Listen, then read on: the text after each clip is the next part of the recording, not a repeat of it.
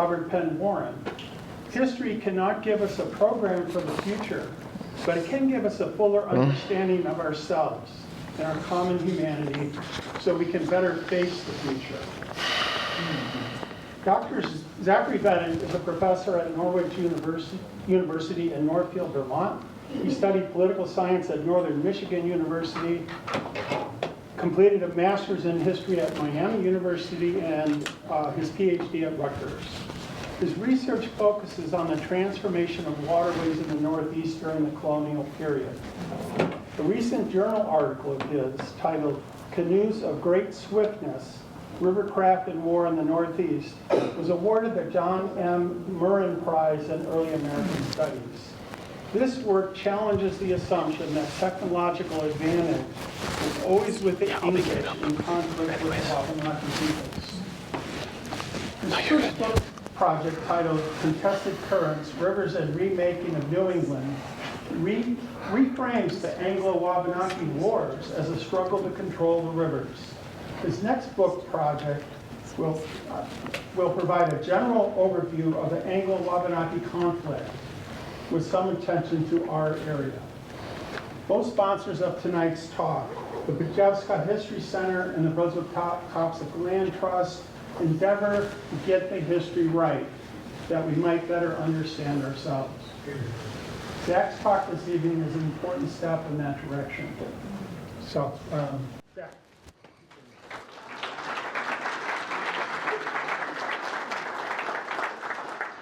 Hello, everybody. Thank you, Sandy. Thank you, John. Thanks to the Land Trust and the Pejepscot Historical Society for having me here today. I'm originally from the Portland area, so it's always good to be back home. Today we're celebrating Earth Day, a holiday created in 1970. First time it was in effect. Some of you here might remember that first Earth Day. It was something, as a historian, was a product of the countercultural movement of the 1960s, various environmental disasters, and books like Rachel Carson's Silent Spring and Paul Ehrlich's Population Bomb. Historian Tom Holland says, "It is the incomplete revolutions which are remembered. The fate of those which triumph are to be taken for granted." The environmental movement was a revolution, and I think it qualifies as a latter example. It's a very successful revolution, and because it's so successful, we kind of forget about how it changed everything, because I think it's hard to imagine people who, for example, wouldn't care about toxic exposure, recycling, or the principle that the wilderness should be appreciated and protected for its own sake. I mean, those are all actually very recent ideas, and I think they're not even really controversial ones in American society today.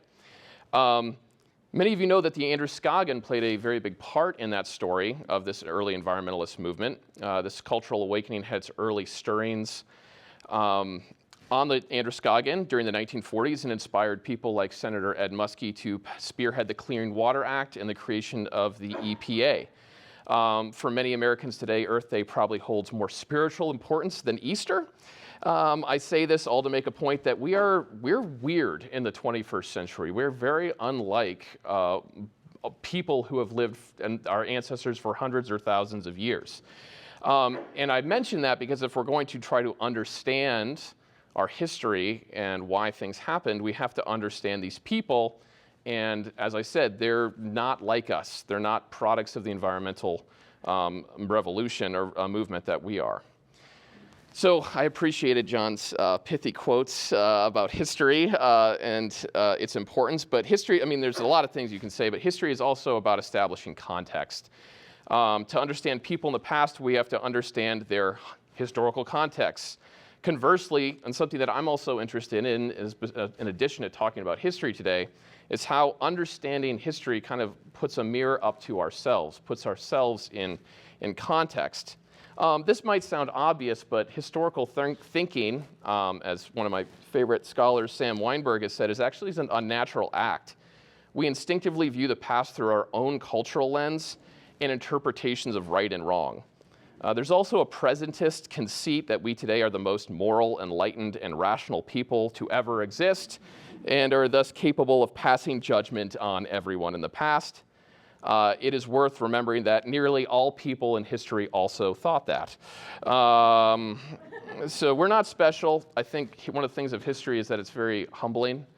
So when talking about the Androscoggin's history, as I said, I'm really interested in how this history that is not often told also really puts into context the things that are going on, not only understanding the shape of the river and our society today, but also hopefully informs us, and I'm not trying to give you an answer on what to do next, but hopefully will make us better informed and better understand, more informed about what type of decisions we want to make in terms of going forward into the future, and especially with the Brunswick Dam's relicensing project, right? That is something that's in the offing. So what I'll be doing today is exploring how people interacted with the Androscoggin River over time and basically I'll be measuring that by how people viewed nature or understood their proper relationship to it, which is very different from our own. This is generally a very big story, humanity's changing relationship with nature and how people saw nature. But rivers, and as John mentioned in my book project, my book project uses rivers as a kind of linear narrative to try to understand these things. Rivers were the energy power plants of the pre-industrial world. Food, transportation, not just in Maine, but Mesopotamia, all of history, right? So if we want to understand people in this time, going to a river and how they interacted there is a great way of understanding their society. It's worth mentioning that the word nature is one of the most complicated in the English language. It has meant different things at different times to different people. Despite diverse attitudes about humans' proper relationship to nature, one constant is that, and this is also a word that's complicated in English, but you see a lot, is improvement. Humans want to improve nature or have similar languages around that. And what I'll be looking at is how different groups tried to improve the Androscoggin in different ways. The ancient Greek philosopher Heraclitus has the famous quote, "No man ever steps in the same river twice. It's not the same river, and he's not the same man."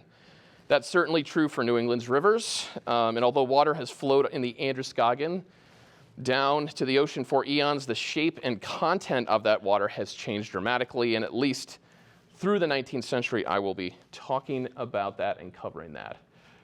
So here's an image from the first Earth Day in New York City. This looks like Union Square Park, and this is a picture that I took when I visited the Height of the Land, if you've been there, and they have a lovely plaque which kind of says you're in the Androscoggin watershed in French and in English, for Canadian immigrants as well.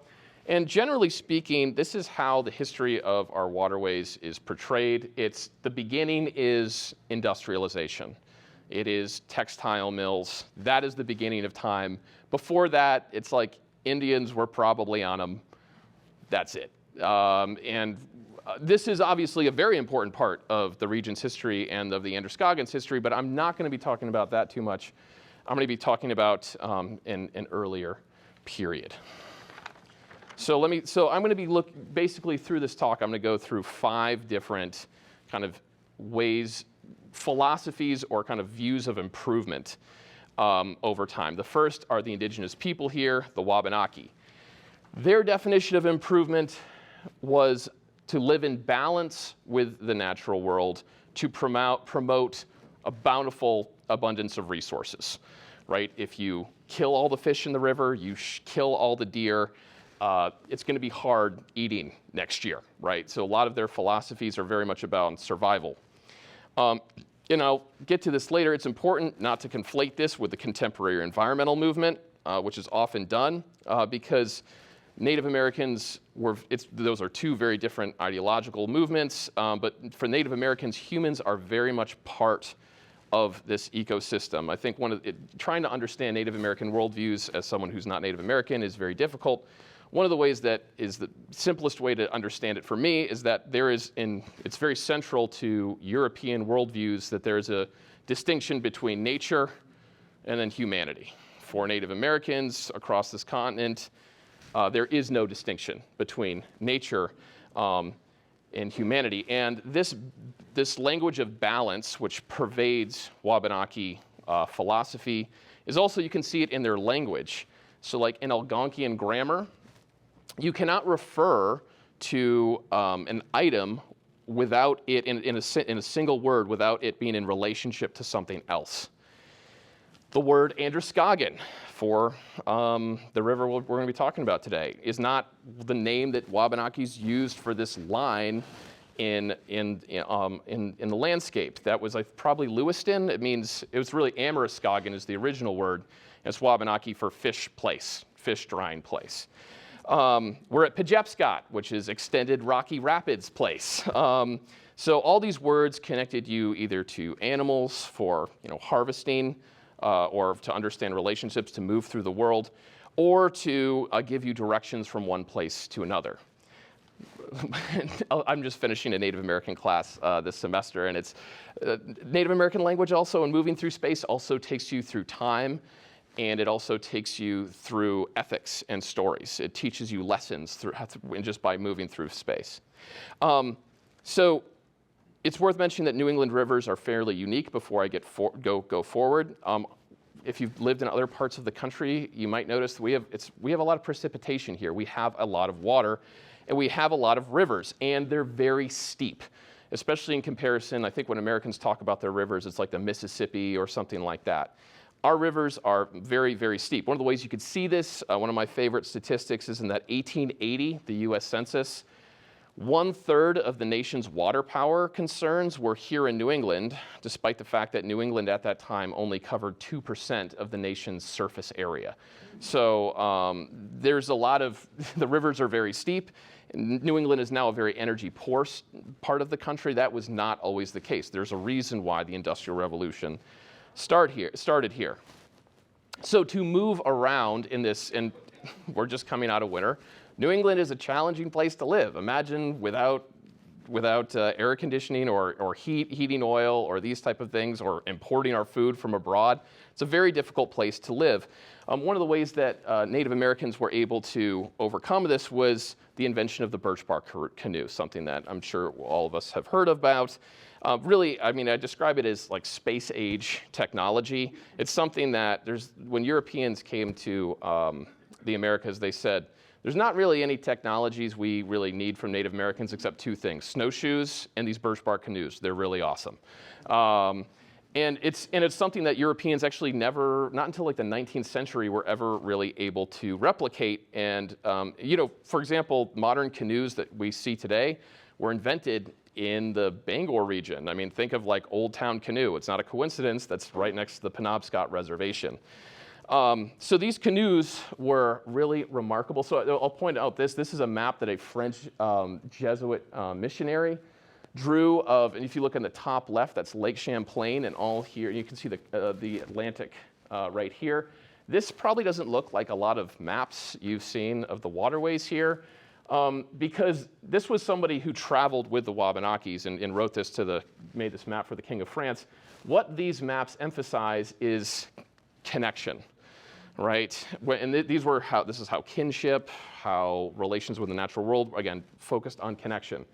And you can see that the rivers almost kind of like bend into each other. So the Wabanakis were able to move in any direction by basically portaging along rivers, tributaries, ponds, all of these type of things. They were very, very effective about it. In the article that John mentioned, I talk about, and I'll talk about later just a little bit, the wars up here. The English don't like talking about them because they lost a lot of them. And the reason why is because of this mobility advantage that the Wabanakis had. The other reason Wabanakis valued rivers like the Androscoggin was its fish. They saw themselves, again, related, no distinction between the natural world and themselves, especially for Wabanaki people. They believe that they are related to fish. And this, again, emphasizes connection. The abundance of these fish was enormous. This is something when I was an undergraduate initially got me started on this project, was the river restoration and the bringing back the restoration of fish species.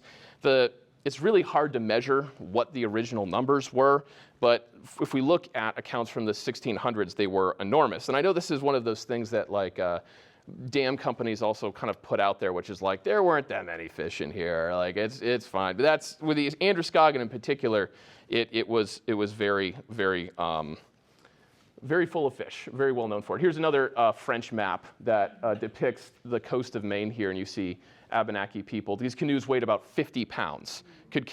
Largest ones could carry up to 12 people.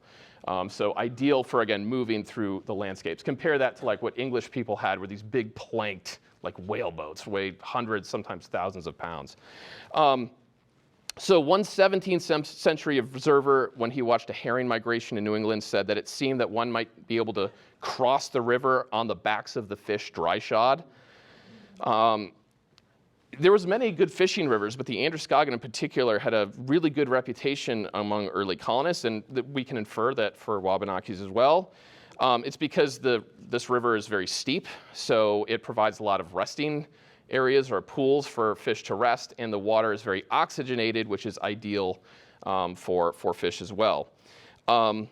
So basically, if you know the species, shad, herring, river herring like alewives, sturgeon. I fished with my friend Scott, who John knows, in the Kennebuck. Last May, we were in Waterville, and there was a sturgeon just jumping all around us. It's really amazing to see that then they're just coming back. But in the 1600s, the Androscoggin was known, quote, for multitudes of mighty large sturgeon, and colonists considered the Androscoggin, quote, the best salmon river in all the eastward parts of the country. For the Wabanakis, these fish runs were so important that they accounted between 1/3 to 1/2 of all of their animal protein for the entire year. So again, their lives depended on these fish. Okay. Next thing I'll talk about is encounter, when Europeans show up. I think another mistake people often make is kind of, well, you know, the age of the Indian, and then the Europeans come and ruin everything. And that's this battle of civilizations, and it was much more complicated than that. But when Europeans arrive, they bring their ideas about the natural world, which are very different. And definition 2 of improvement is to make nature useful for humans. So the ecological context is not as important. The kind of connection is not as important. What becomes more important is the price of the natural world. How can we commodify the natural world and make money off of it? Again, one of the ways that you can see this, the way that this story is often told is like we just brush over it, and it's just like there was the Indians and then the Europeans came. These are 2 posts where I grew up. I live like kind of the borderlands. I grew up in the borderlands of Windham, Westbrook, and Falmouth. And there's these 2 posts that I didn't even know. I mean, I've been a history nerd like ever since I was a little kid, but I didn't know about these 2 posts until I was in my 20s. On the left, this concept of firsting and lasting is one by Jeannie O'Brien, who's at the University of Minnesota, and she talks about how Europeans, when they tell their history, there's always a talk about the last Indian in town, or like who was the first, what was the first building in town, as a way of kind of again erasing Native American presence, and overlooking this complicated area. So the post on the left is really interesting. As you can see, it's got a lovely above-ground pool. In the background. It's in someone's backyard, and that is the spot where the Wabanaki Sagamore Poland was killed in 1754. So that's the kind of moment of like the last Indian in town. And then on the other side, right near the prison in Windham, there is this really interesting stone marker, which is off the side, which is the first, which was created in the 1730s by surveyors before anyone moved to what is now Windham, as the first marker upon which they would measure all of the land, plots of land. This is just a humble little stone, right? But it really represents a total shift and change in how people are relating to the natural world. One where Poland, who is someone who's very concerned about the fish in the Pejepscot River, connection, to one of individual ownership, right? Of instead of conceiving space through like an ecological context, I kind of describe this to my students, like we have inherited a very European way of seeing space and the land. And if you think about it, like the idea of like I own an invisible line in the earth through a contract that exists forever is actually really weird.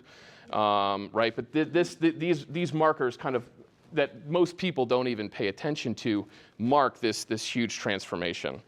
So this gradual process happened again. We're right by the Pejepscot Falls, or the Brunswick Falls.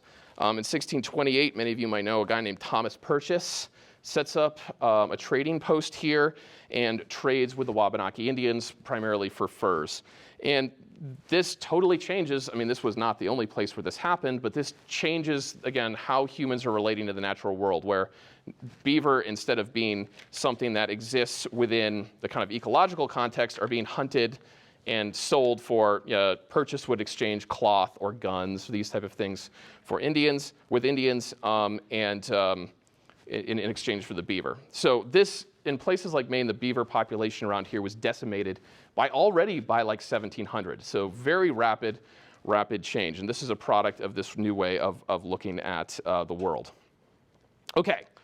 Definition number 3 is settler colonialism, when Europeans start moving to this area and actually trying to live here. There is very central to, and this is kind of grainy, this is the first seal of the Massachusetts Bay Colony. Perhaps some of you have seen it before. It's got a little word bubble, and in it he is saying, "Come over and help us."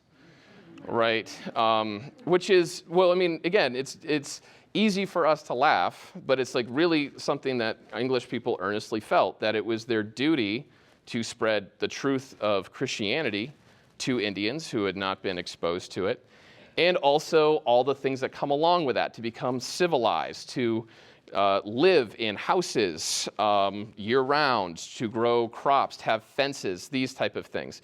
Of course, their attitude was a very ethnocentric one. They didn't care really about the Native American view. They just said it's inferior to ours. It is our job to help these people and bring them into our way of thinking. Rivers are, and especially Maine, are central to this plan to colonize this space. Even though, again, Europeans are obsessed with land, they can't ignore how important rivers are here. So, as I mentioned earlier, the English, again, the idea like we're culturally superior, we'll come in, we'll defeat the Indians, and basically be able to convert them or push them out.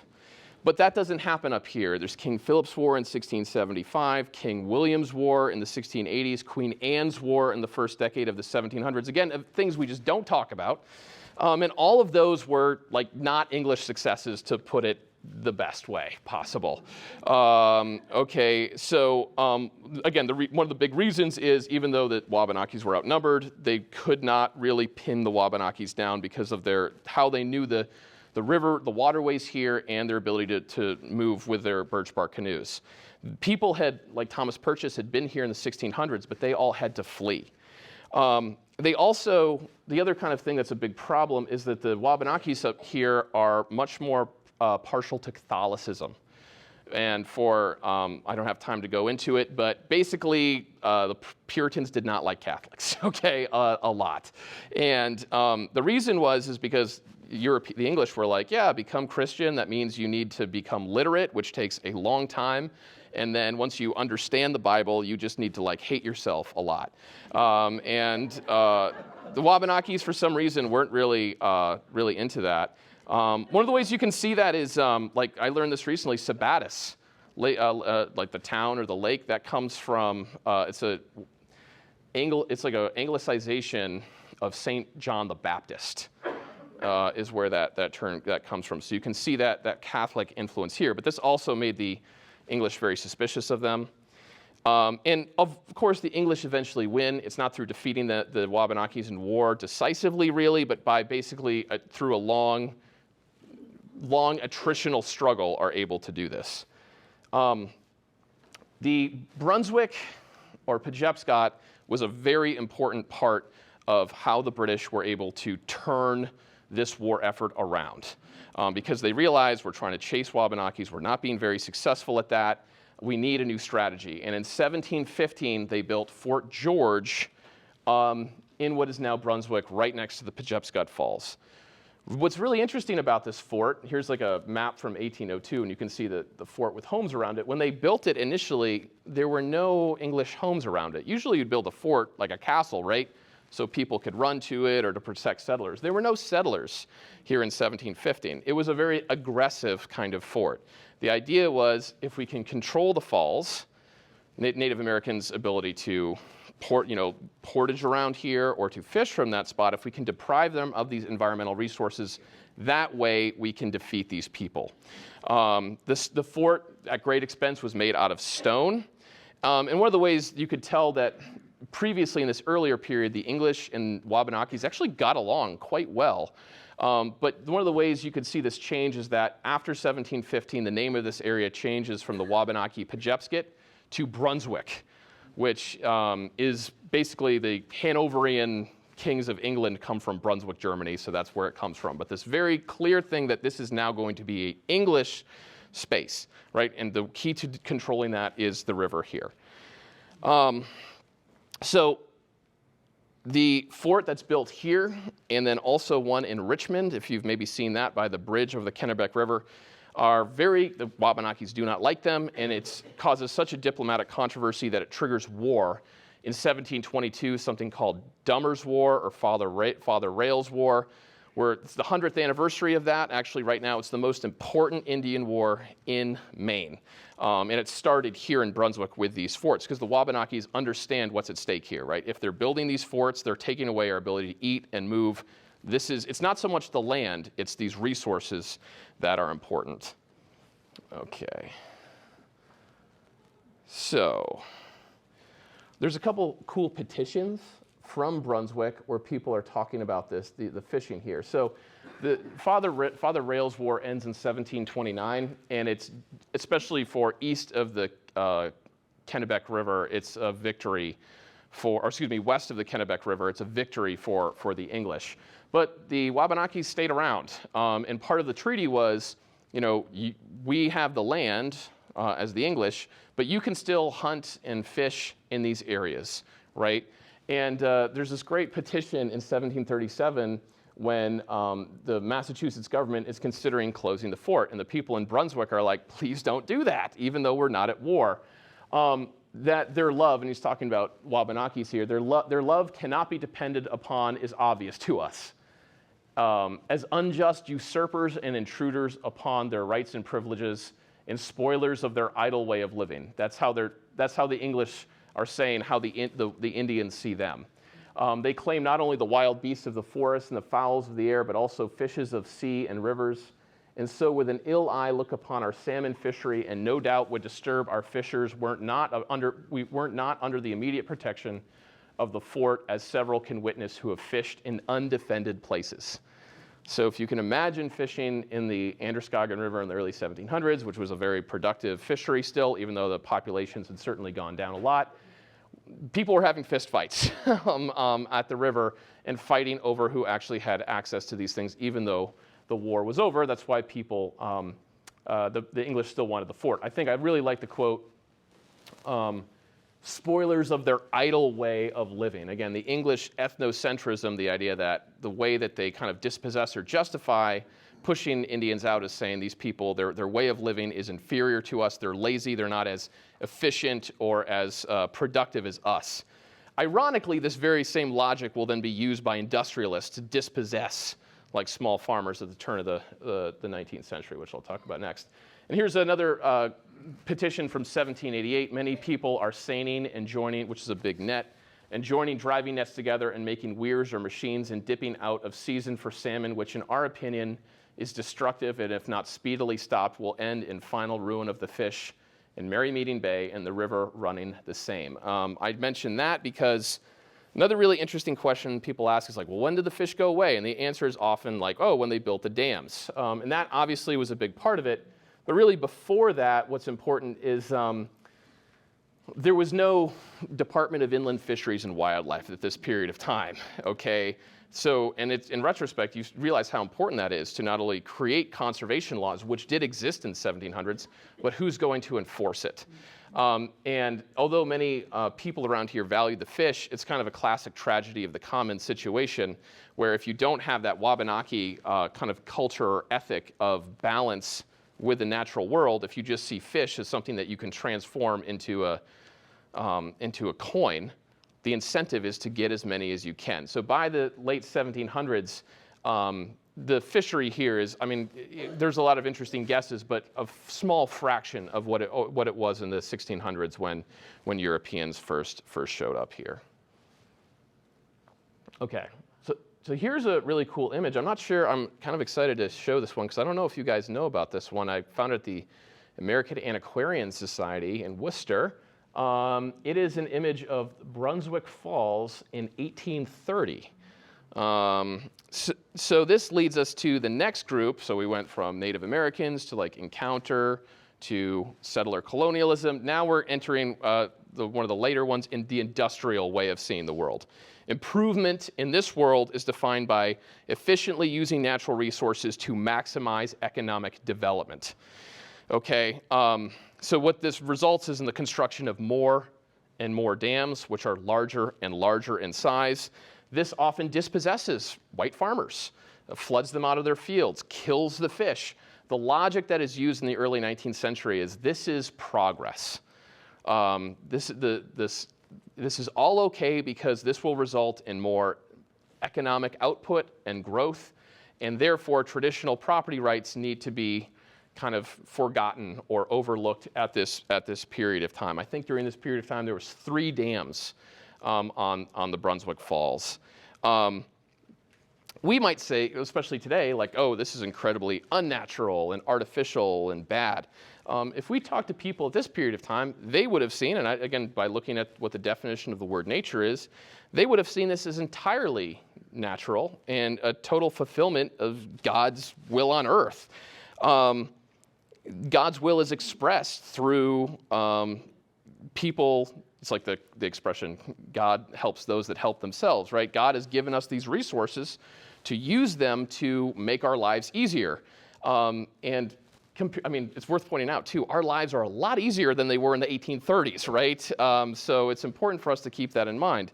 And if it costs common law, if it costs a couple fish or it costs Indians, that's the cost of progress. And they saw this as, again, divinely inspired and actually a manifestation of natural law, which is very different from how we see things today. Another great kind of quote about history is the past is a foreign country. People who live there, people do things differently there, right? And if we ran into people in the 1830s, they would have very different worldviews than we do.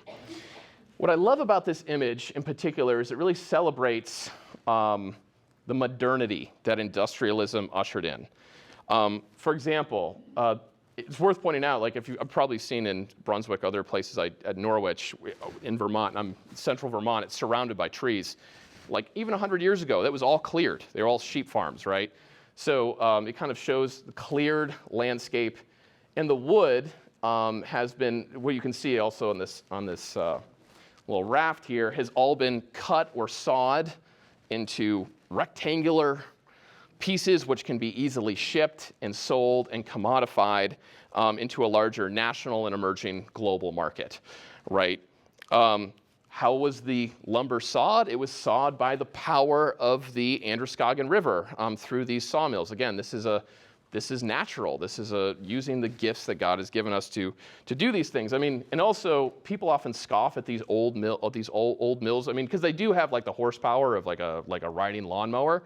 But like the thing is if you live in a world where you accomplish most things with like your muscle, sawing boards by hand versus a water mill, I mean, you do it not only a much higher quality, but like 30 to like 50 times as fast, okay? And also same for like grinding grain, okay? So these mills were incredibly important and really were the engines that transformed the environment here from a Native American place into the kind of industrial one that we know.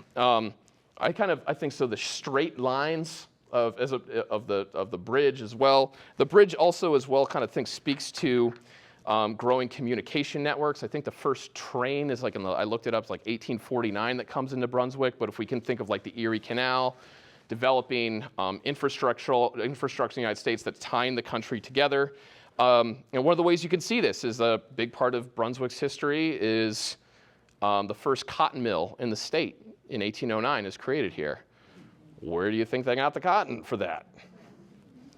So again, it's using the power and the advantages of the Androscoggin River, connecting us to this larger national and global economic system. So, and then last one here, which I'll talk about for a little one, which is the one that we live in, which is the de-industrial world. Improvement is defined as, and you often hear this language, an ability to restore the environment to its natural state. I think it's worth pausing over those words. Again, because when you hear that too, it makes you feel warm inside. It's like, that sounds great, I love that, who's opposed to that? It's worth noticing again that we've kind of looked at how different groups of people have seen nature over time. Our definition of nature is also fairly new.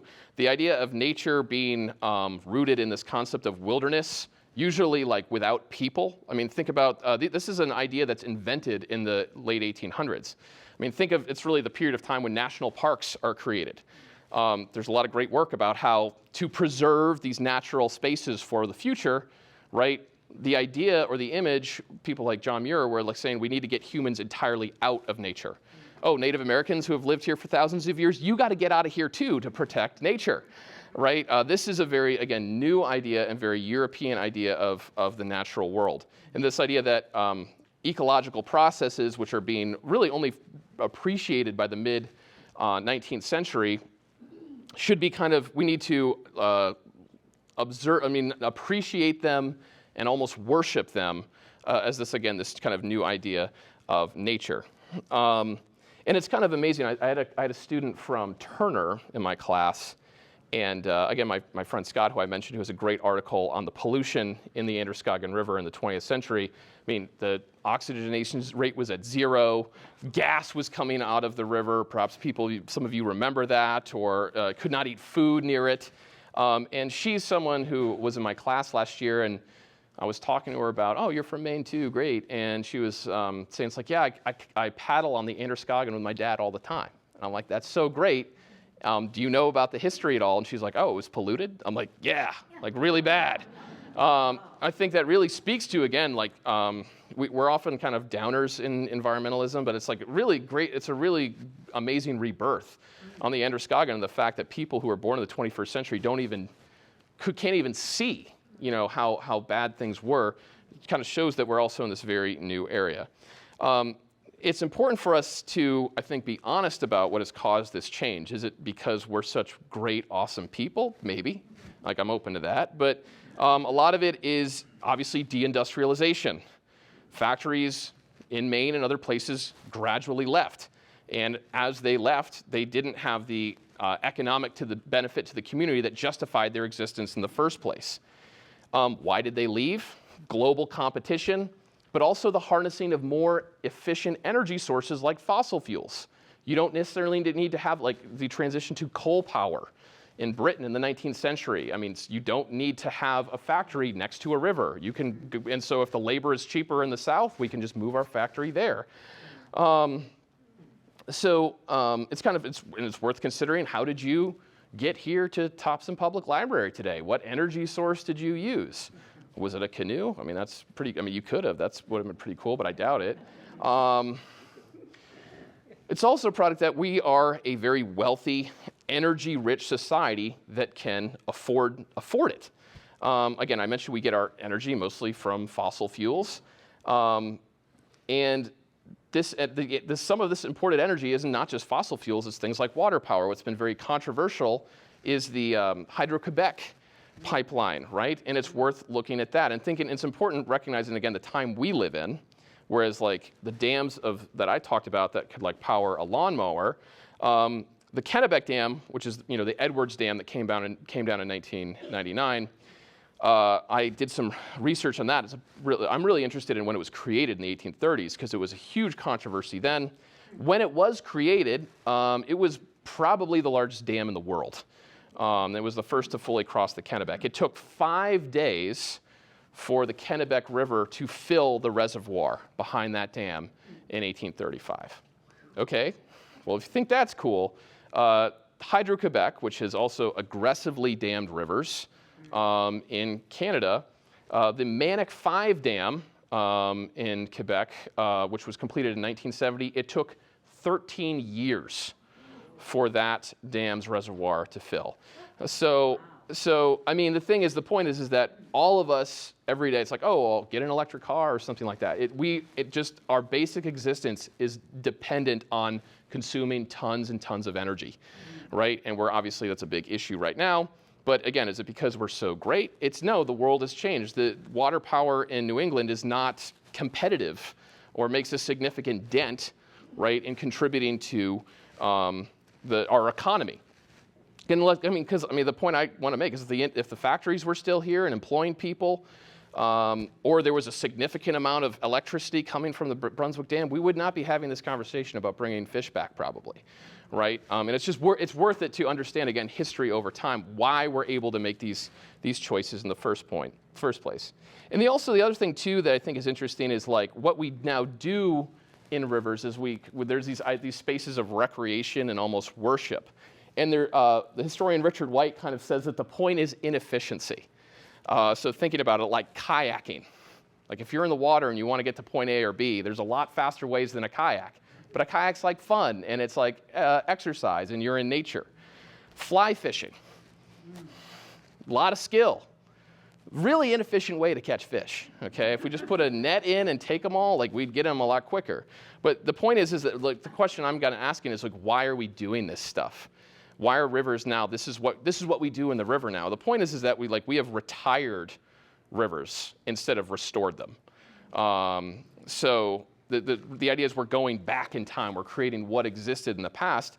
Well, actually, this is an entirely new relationship, in my opinion, because if we look at all of human history in relation to rivers, the thing that defined it was labor, right? Whether it was the ability to move across space, to get food, these type of things. Now they're spaces of recreation, the opposite of labor. And this is fine, it's okay. It's important for us to recognize this is a totally new relationship.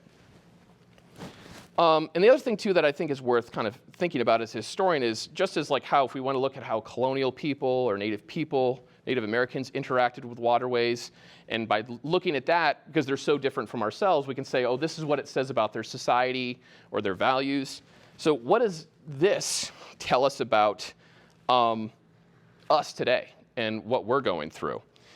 I think the discourse around rivers and apart from being enabled by economic processes that are global in scope, is that we're just fundamentally a society very alienated from nature and really desire to be in touch with it.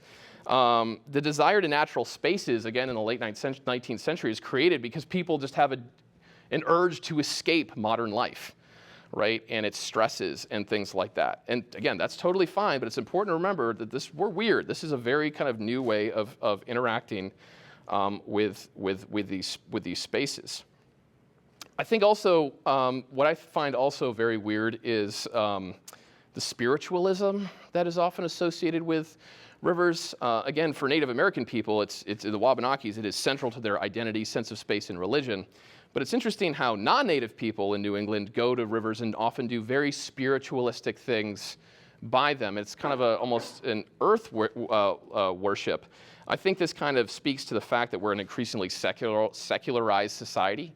What's often been called a God-sized hole in our lives. And people are looking for often nature as a space to kind of fill that hole. I mean, I think it was in Vermont, there was a river restoration plan in the town that I lived in, and it was interesting. They were like playground, like parking lot, like Indian/spiritual space. And I was just like, what's that?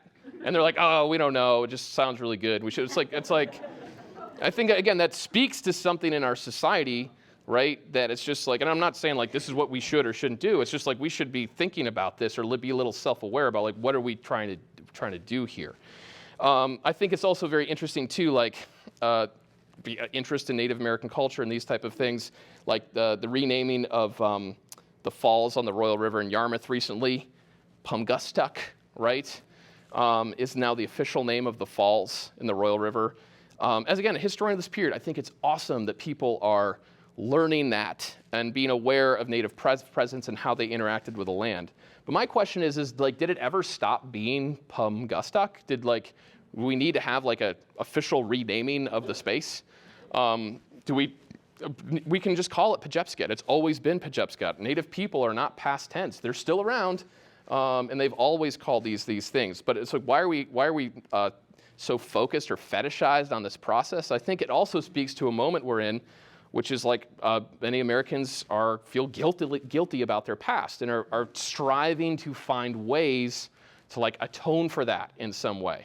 And I think this also explains what a lot of people are, how people are interacting with rivers and how it's not how people did things in the past.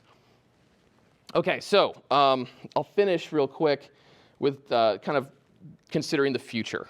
And I think the biggest thing by far is the Brunswick Dam issue, and I'm going to be very closely following that and wishing you all the luck in that process. And I think relicensing is 2029 for that dam. And I'm happy to share the primary sources. There were lots of fish in this river. If that dam comes back or comes down, fish will return. Many of you probably know there's issues with like Atlantic salmon. How they come back, will it be just like the 1600s? Probably not. But this river did hold a lot of them, and having a major dam that crosses the stem of this river at a very low space cuts off hundreds of miles of potential habitat. This is the kind of question that drives a lot of these dam removal projects, and this is a question for you folks to answer, is does the dam's energy output or other benefits outweigh its ecological impact? What as a society do we value more? What is more important to us? And it's not about being righteous or being morally right. It's just about being just like people who interacted with this river in the past. Like, what do we want? What type of relationship do we want? Which one's maybe morally better? What type of what do we want our relationship with the natural world to be? And I think one of the really interesting things, and Dr. Lichter told me about this, is that how fishermen are starting to find more juvenile cod in the Gulf of Maine. And this is a sign potentially that the cod, one of the things that they fed on was herring that spawned in the rivers. When those migrations were snuffed out around 1800, all the ocean fish, right, lost that food and had to go to other sources. So if there are economic benefits to river restoration, to returning the fish, but is it something that the way that we measure value is still this industrial capitalist kind of mindset where it's like, well, what did we do this quarter or this year? And ecosystems aren't on human timescales. And I think it'll be very interesting that if we want to repair our relationship with the natural world, then we're going to have to be patient. But there is a lot of promise, and if we look to history, the potential benefits are incalculable to river fisheries and other things. So instead of framing our efforts as some crusade to save the world, let's think about what type of relationship we want to have with the natural world. And I think specifically our rivers are a great space to test that. So thank you. I think we'll have some questions, but I appreciate you listening to my talk.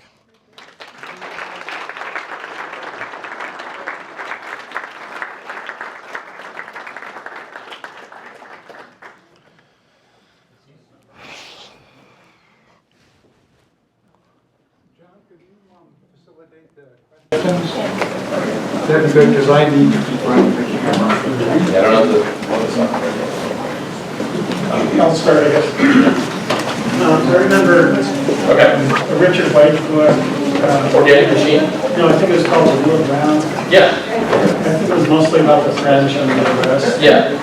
And, I mean, you mentioned that the early 17th century wasn't nearly as bloody as everything after 1675. And I sort of thought the theme of that book really was that there was a lot more collaboration with the very first Europeans than we might think, with trade goods and so on. So, Yeah, so I mean, that's something that's as someone who's been through the primary sources, I think the thing with history is that we know the end of the story, right?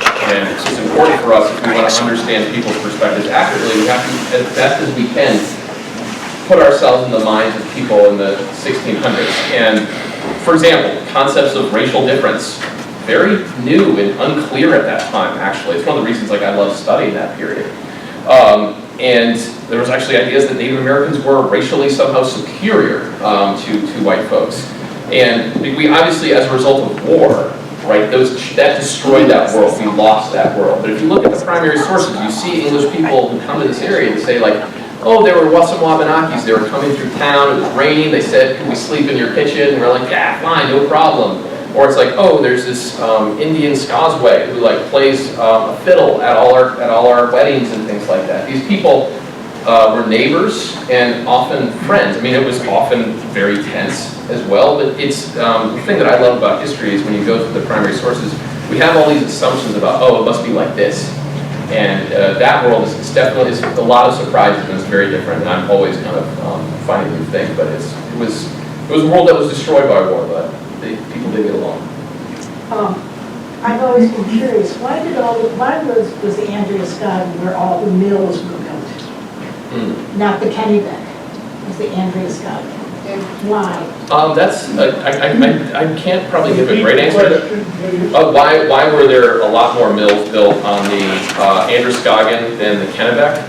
And I think the answer must, I think the answer is just it's the river. There's a lot of falls, and people when they build mills, they're kind of looking at an ideal mill site. And I think you would look at Lisbon Falls, you look at Lewiston, these type of places. There's a lot of places where there's falls that could be easily kind of harnessed for that. So that resulted in this river being very, very damp and very used up. When you said that the rivers in Maine are steep, did you mean like the banks of the rivers, or did you mean the route that the river travels? The route the river travels. Oh, okay. A good way of thinking about this is even on the East Coast, if you go like to the Hudson River, if you go to the Savannah River in Georgia, or the James River in Virginia, if you're like in a canoe, you won't have to, from the ocean going inland, you won't have to get out of your canoe for 50 miles, 100 miles, right? In Maine, it's like 10 miles, maybe less than that. And then there's another waterfall after that. But the reason for that is our glacial history. You know, there was a huge glacial sheet that went down to like basically the bottom of New York, right? And that's the reason why the terrain here is much more mountainous. And why everyone moved to Ohio in the 1830s. It's tough, it's a tough world. Yeah. Going back to the Wabanaki and prior to the colonists coming and their interconnection with nature, did they do anything with the river in the way of modifying or changing or using, or how did they use it is I guess what I'm asking. Yes, they did little things like, if you can go to places like, I like going to Manchester, New Hampshire, and looking at the waterfalls there, which are often like, because they're behind highways and stuff, it's often difficult to see them, but you can see these long, like that's was known as Ameskeag, also a fishing place, these huge extended falls, and also like even natural falls today, they're not how they looked 400 years ago. They were dynamited, modified to accommodate mills, but Native Americans would do things like create like holes in the rock, so when the fish came up, they could see it having like white flakes in certain areas so they could spear them more easily. So they would modify the river in that way. There's also like certain shallow places they would put like skids in the water so their canoes could kind of slide over them, these types of things. So compared to Europeans, not as intensive, but they definitely modified things to make their lives easier. If anybody is interested in an example of a restoration of a river, you could Google Maine Coast Heritage Trust, MCHT, and the Bagadoos, which has been far and away more wildly successful in the fish return than anybody imagined. There were, I think, 4 dams.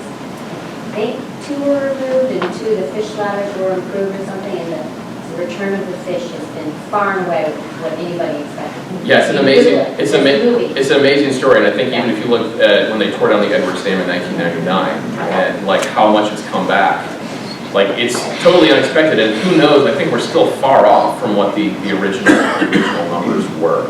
What it kind of really shows that like the potential is unlimited here, and that's what's really exciting. Can I make a point about that? Yeah. So I worked a bit on that with a retired commercial fisherman, reconstructing the cod fishery over the past century or so. And a big conclusion of that was it wasn't so much that, so it had like alewives coming back by the millions, and probably 15, 20 million in the Kennebec, probably 5 to 10 million in Androscoggin. So that's a lot of fish. So actually 1 million of something that's this big, that's a lot of that thing.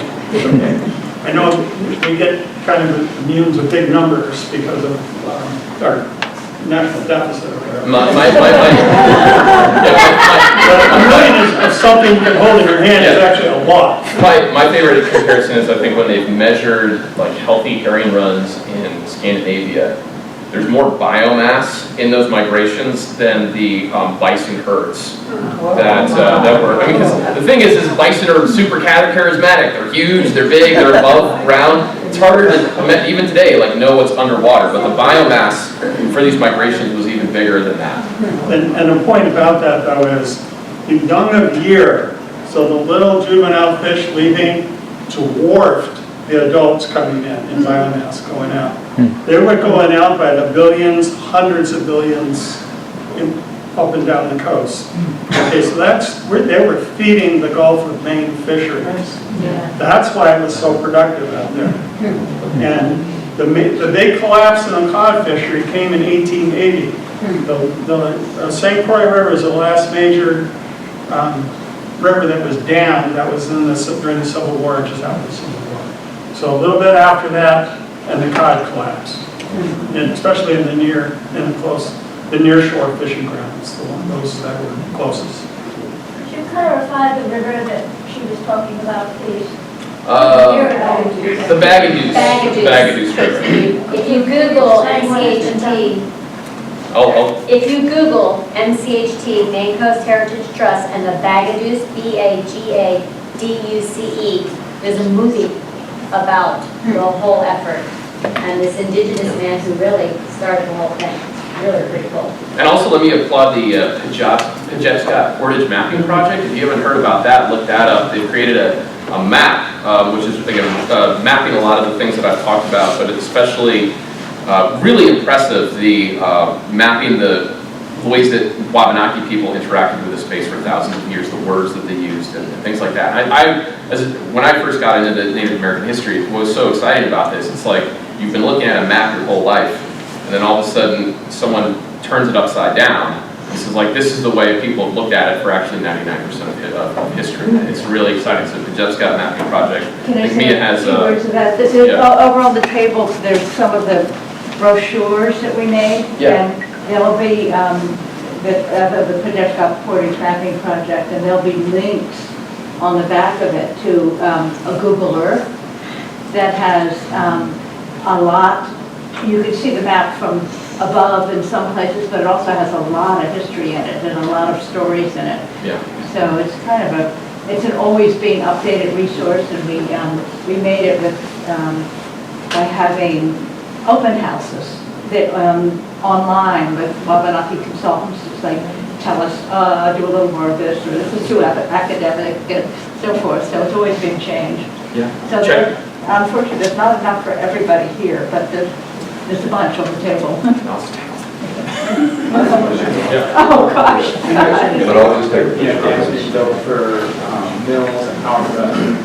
Are there other reasons dams have been built in Maine? I know other places they've been built for like irrigation or flood control. Is that relevant here, or? I would not say irrelevant. I'd say for me, like because many people have written about that. in the 20th and 19th century. I'm just more focusing on the 19th century, but definitely, especially like for reservoirs, for recreation. Again, it's one of the kind of interesting things looking at Vermont, being a Mainer, is just how much more mountainous it is, and they don't really have many lakes in Vermont. Most of them are reservoirs that were built by the Civil Conservation Corps. So for a whole variety of reasons, people have built those dams over time, and I think that was a big issue down east, right? Because there's concern, and this is part of the conversation too, is like, hey, we have a really profitable like tourist industry for certain fish that are created by these dams, and if we make it restore it, it's going to destroy those populations and that industry. Is that something that like we want to do? Is it better to have these allies, which are the Purina dog chow of the sea, to compare to more charismatic fish like trout or these types of things? Do you know when the Wyman Dam was built? I do not. Maybe someone here does, the Wyman Dam? Wyman Dam in near Madison? I mean, so Madison is interesting. It's really dangerous to move here until the 1760s. So and there's a lot of like town histories for places like Madison, and I'm sure you can like written in the 19th century on like Google Books, and you can probably find that information there. That's what I think. Thank you. Talking about, we're not talking about it that much, but removing the Brunswick Dam, what happens about the dams up above? It's a good question. I'm not a hydrologist. No, but I mean, there are. But that's. I don't know if they have fish ladders. There's some fish passage on the next tube. Okay. So there's this passage on the Brunswick Dam. It just doesn't work. Right. Okay. And I mean, I'd like to see it removed, but I'm told that's a long shot. But we are going to get Brookfield to do a better job of getting fish over there. And this will come up again, so we're just starting. There's actually a group started, Save the End or something now. Charlie, or Chip Spees here in Brunswick is heading that, and I'm involved with that. And so there'll be plenty of, there'll be a couple of more seminars over the next few years. Thank you. And we'll definitely need public support. So far, both Brunswick and Topsham, the towns, councils have decided to back, an effort to get Brookfield to do better with that. And so the issue is they will try to just band-aid it. For sure, that's what they'll try to do. They'll make some cosmetic things that don't really fix the problem. Yeah, John Waldman has a great book called Running Silver, which goes into that. But it's a really interesting thing about this whole process is I think is super technologically advanced people were like, we can find the technology so we can eat our cake and have it too, but fish ladders, fish elevators just don't work very, very, very well. So, if I can follow up on your question about one of the uses of dams being flood control, and I think of Vermont where several years ago those hurricanes came through and decimated all these towns that are built in these valleys and there was no escape. If there's a study of removing a dam, what is the calculus for flood control? I think of the 36 flood here that washed out the bridge, and how is that? I could see where it would be easy to measure productivity of electricity at a dam around a place with no longer textile mill. But how is that measured? That risk to damming rivers there's a control of the water. So the thing is, I think in general with river restoration or dam removal, it has to be a community effort, and you have to get as many stakeholders as possible. And it's not as simple as just like, oh, restoring it to a wild river will therefore be better, and it's different for different folks. The thing is that Norwich is right by Montpelier, which was hit very hard by those floods. And also the Kennebec, right, flooded very recently, right? And I think both those examples, again, this idea that we can control nature through technology, and we've largely retired them, but floods are going to happen, and when that happens, it reminds us of the awesome power that these rivers have, right? People don't even probably recognize rivers because they just drive over them all the time, but they're still there, and they remind us of their power. I think also it's important to remember that the rivers, a lot of the forests have been cut, the continue to cut, and that contributes water. And we have more rain events with greater precipitation, and so the climate is changing. But there is an example on the Narraguagus. There's an ice dam meant for water control that actually a bunch of partners, Maple Service Trust and a bunch of others, have gotten together and done the studies, and that dam is going to be removed. And there'll be something put there that will help with the ice, but it won't impede the fish. And I think there's so many dams where, like the alewives still come right up to the dam, even though the dam has been there for 150 years. And they're still there, and then as soon as the dam goes. And the efforts if the Brunswick Dam could come down, that would be so cool, because there's so many miles and acres of water that fish could get up to. The Bagadoos was a wonderful project, and we're successful with the community in getting the small areas, but the Penobscot and the Androscoggin and the Kennebec, and the Narraguagus just would open it up so much for fish, make a huge difference. And usually it's like once you get one down and people can see the fish come back, that makes it easier to hopefully get ones further. I guess I'm thinking about, along the same lines of flooding, ecological consequences of removing a dam, like it would drain wetlands presumably in some places. So I guess who gets to decide how species are prioritized? The fish or the creatures in the wetlands? Is it based on recreation value? Is it based on conservation status? Just money, right? It's like for the trout industry or the trout fishing industry, it was largely for elite people, and people change nature to benefit that species. And the idea too that we can just go back to the way things were, Atlantic salmon, that's the one we've all wanted to come back, but it's complicated. That the sturgeon has come back, the herring has come back, but it's been complicated for the Atlantic salmon. So, and I think this is a really interesting, there just also needs to be like experts, scientists, community members, economic interests. These people just need to be talking to each other. I think what's really important is that there isn't a kind of holier than thou, kind of like we're right, we're on the side of progress and get out of our way. Because these things are very complicated and you need all these stakeholders to be having conversations to get the best result for the community. Yeah. Are the Native Americans involved in this conversation? Yes, especially in places like the Penobscot, the people who are still very much up there, and their knowledge and their history and these connections, these places is actually essential for these conversations. So, and they've been, especially for the Penobscot, like when the fish come back, it's literally regaining a sense of themselves, right? And as opposed to maybe how many non-native people see it as more of just a cool environmental thing. So they have been part of those conversations, and they should be, again, one of those stakeholders. Maybe one more question. You referenced the pollution in the Androscoggin, and just curious sort of what the time frame was and when that became most extreme, and then what the efforts were to resolve it, or if they didn't resolve that stone with history left. So there's a great article by my friend W. Scott Wallace, and it's called Defining a Nuisance. And there's, I think, several groups around here have made those available.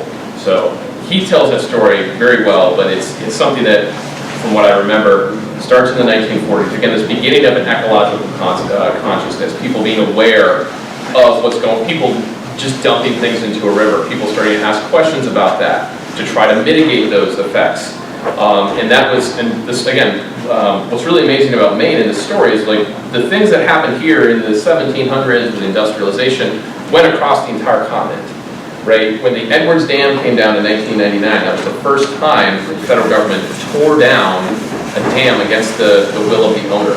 And that has spread across the continent as well. And the Androscoggin was very important, as I mentioned, with Senator Muskie in the Clean Water Act and the EPA. So these things we may think like, oh, we're just in the corner or in Maine. But this stuff is not just a Maine story, it's a continental story. What was the name of that book you just mentioned? Well, it's an article by W. Scott Wallace. It's called "Defining a Nuisance." Defining a nuisance. It's got Androscoggin in the subtitle. I can't remember it right now. But anyways, thank you for having me. Happy Earth Day. If you have any questions, you look me up at Zach Bennett, Norwich University. I'd be happy to answer any questions.